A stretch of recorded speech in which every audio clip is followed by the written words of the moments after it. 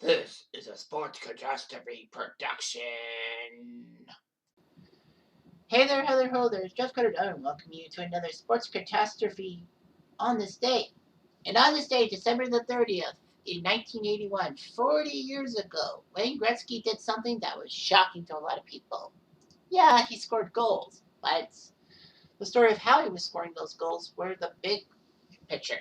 So, it's a normal game. The Philadelphia Flyers are in Edmonton to face the Edmonton Oilers, December the 30th, 1981. The Oilers were 24, 8, and 6, a pretty good mark. They would take on the 22, 12, and 1 Philadelphia Flyers.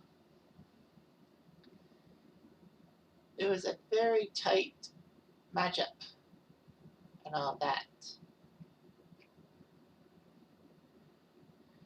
Because the Flyers and Oilers actually met in the playoffs in 1980, where the Flyers sweeping the Oilers. But the young Oilers were looking like the dominant team, the next dominant team in the NHL that could face the New York Islanders.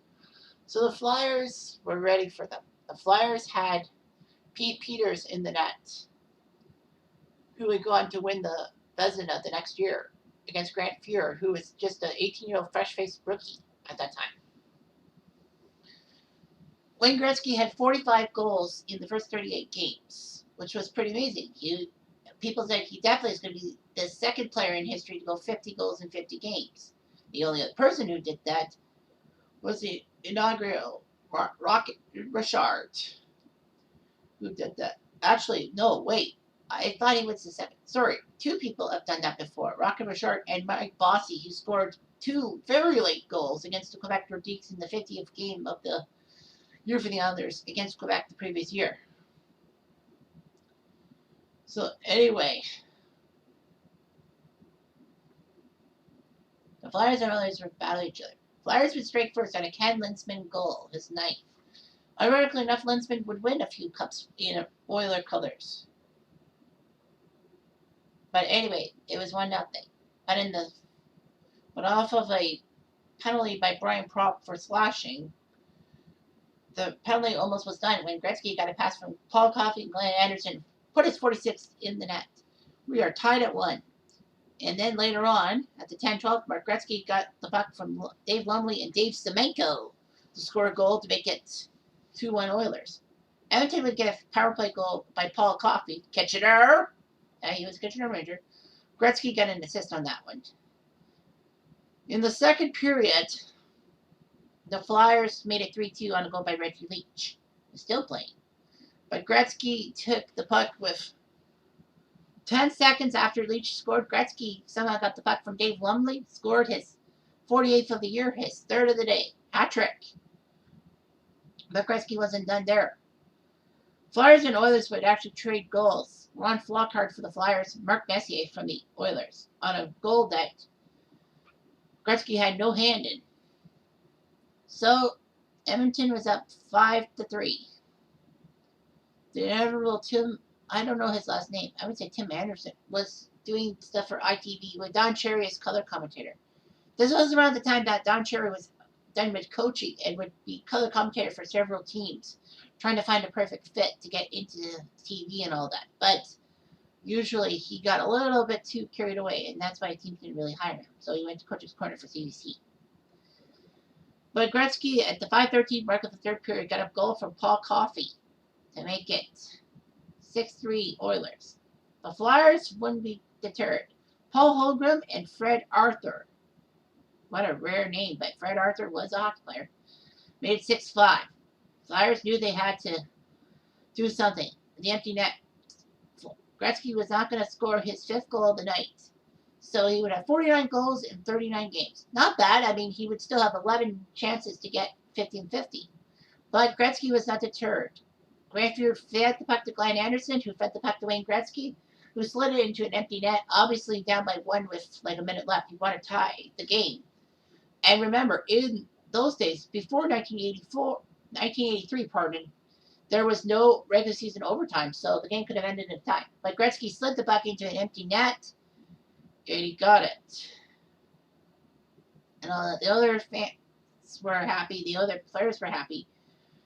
And Don Cherry, as the commentator, remarked, he's got 50 before anyone has 30, which was amazing, and how prominent when Gretzky was in that year. The Oilers obviously won 7-5 and would go on to do well in the regular season. But unfortunately, they would fall flat to one of the biggest playoff upsets in history.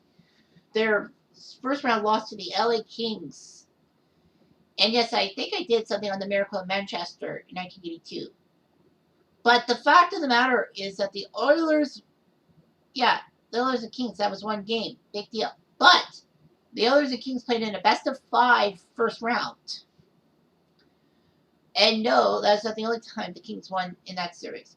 The Kings actually won 10-8 in Game 1 to shock the Oilers. It was 1-1 headed back to LA.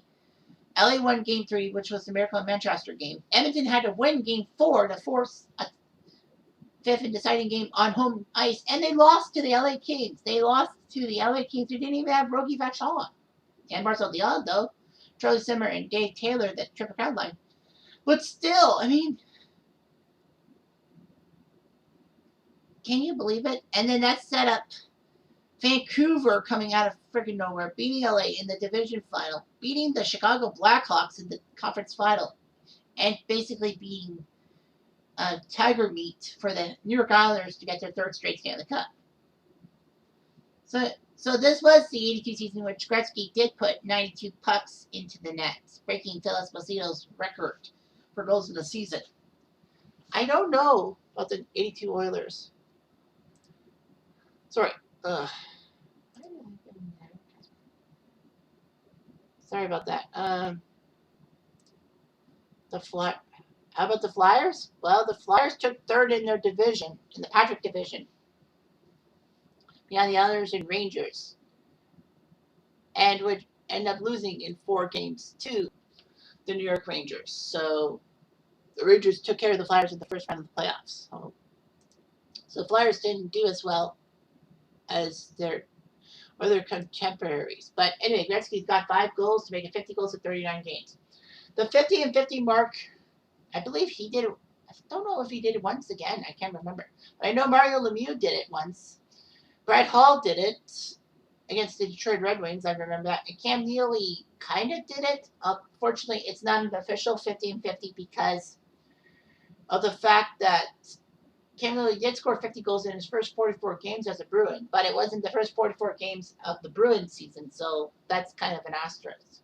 But fuck that. Who's the dead man who hit me with a salt shaker? Anyway, 50 and 50 is hard to do. Even Crosby and Ovechkin haven't even done that.